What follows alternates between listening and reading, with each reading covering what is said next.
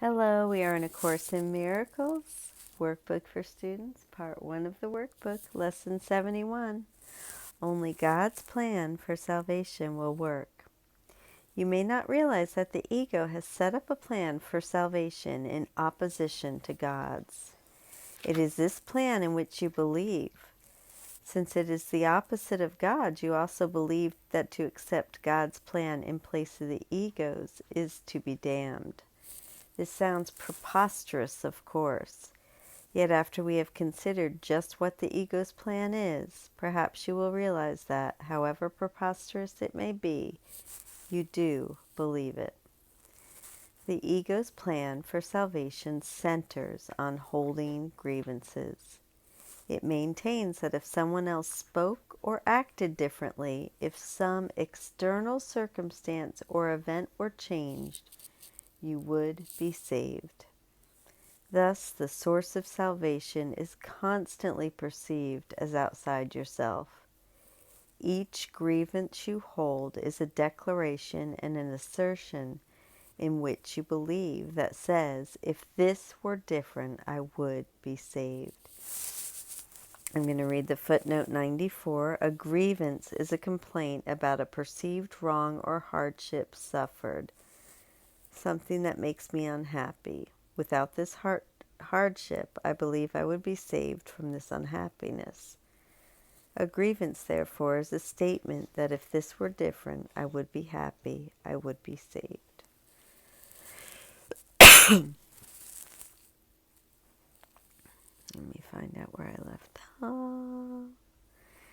The change of mind, which is necessary for salvation, is thus demanded of everyone and everything except yourself. The role assigned to your own mind, then, is simply to determine what, other than itself, must change if you are to be saved. According to this insane plan, any perceived source of salvation is acceptable, provided that it will not work. This ensures that the fruitless search will continue, for the illusion persists that although this hope has failed, there are still grounds for hope in other places and in other things. Another person will serve better. Another situation will offer hope. Such is the ego's plan for your salvation. Surely you can see how it is in strict accord with the ego's basic doctrine, seek but do not find.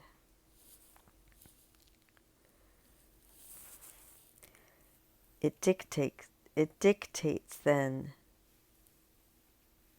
can be summed up simply as seek and do not find. Its dictates then can be summed up as simply as seek and do not find.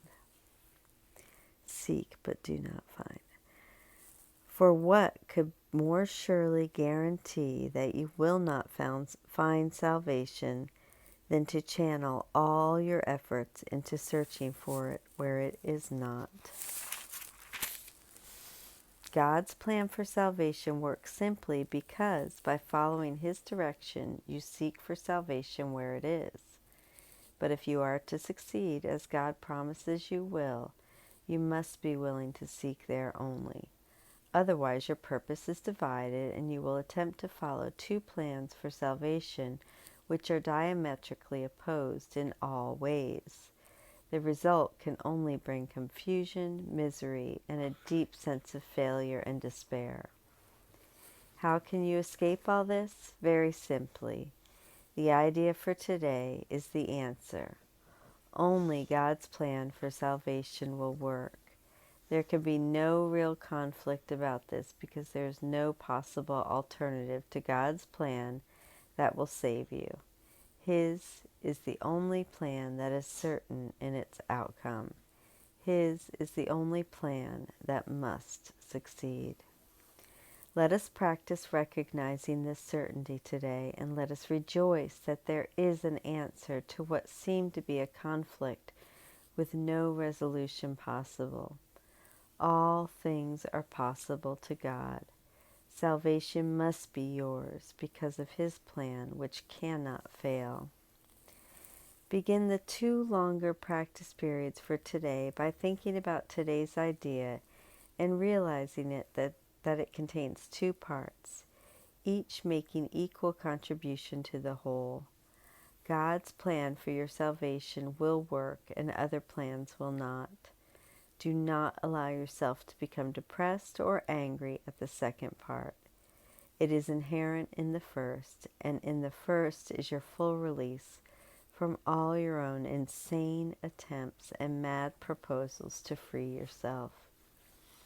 They have led to depression and anger, but God's plan will succeed. It will lead to release and joy.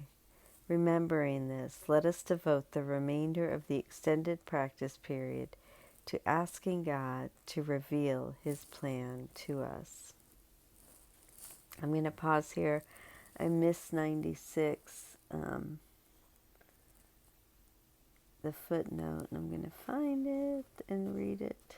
Okay, there it is. All things are possible to God, 96. And that's Matthew 19:26.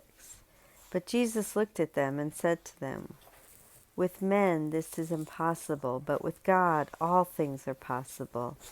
In the original statement, what is possible with God is for a rich man to enter the kingdom of God, even though this is harder than for a camel to go through the eye of a needle. In the Course's version, what is possible with God is getting out of the conflict of feeling torn between 2 competing plans for salvation, God's and the ego's. Perhaps this sheds light on the original saying. Perhaps the difficult thing that God made it possible for the rich man to do was to stop serving 2 masters, God and Mammon. Matthew 6:24. And then 97, it's here. Remembering this, let us devote the remainder of the extended practice period asking God to reveal His plan to us. The questions that follow imply that we are asking God to reveal to us how we can serve His plan today. Ask Him very specifically, what would you have me do? Where would you have me go? What would you have me say, and to whom? Give Him full charge of the rest of the practice period and let Him tell you what needs to be done by you in His plan for your salvation.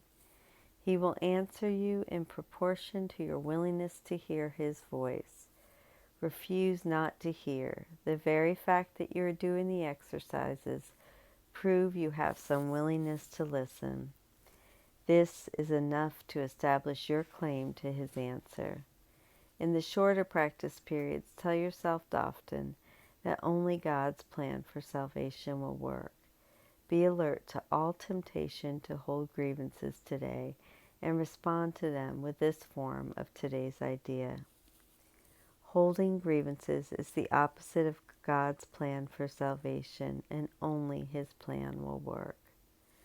Try to remember the idea for today some 6 or 7 times an hour. There could be no better way to spend a half a minute or less, than to remember the source of your salvation and to see it where it is. Lesson 71. Only God's plan for salvation will work.